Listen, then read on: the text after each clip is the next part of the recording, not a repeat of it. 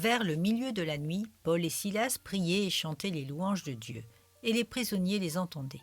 Tout à coup, il se fit un grand tremblement de terre, en sorte que les fondements de la prison furent ébranlés. Au même instant, toutes les portes s'ouvrirent et les liens de tous les prisonniers furent rompus. Actes chapitre 16, versets 25 à 26. Quelles leçons devons-nous tirer de ces versets ? La première, c'est le comportement de Paul et Silas, qui défraie la chronique. Alors qu'ils sont emprisonnés et, à l'époque, dans des conditions terribles, les voilà qu'ils louent le Seigneur sans retenue, au péril de leur vie.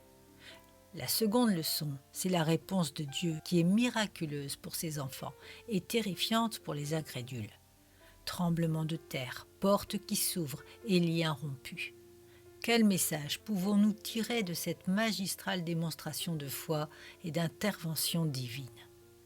3 actions essentielles sont à retenir dans le comportement de Paul et Silas.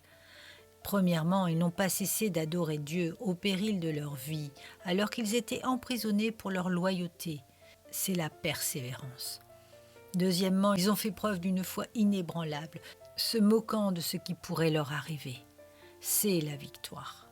Troisièmement, ils avaient l'assurance tout aussi inébranlable que Dieu interviendrait. C'est l'espérance.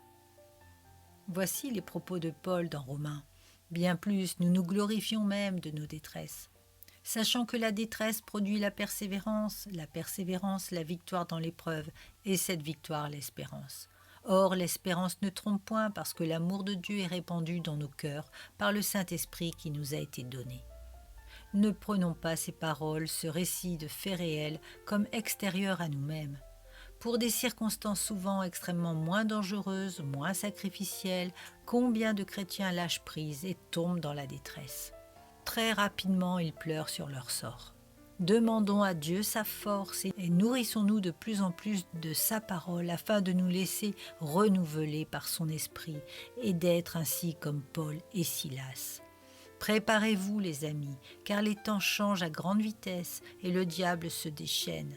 C'est écrit, il faut que vienne l'Antéchrist, et notre génération connaît déjà les prémices de sa venue. Renouvelons à notre tour notre engagement, et Dieu répondra par des tremblements de terre, et les portes ainsi s'ouvriront.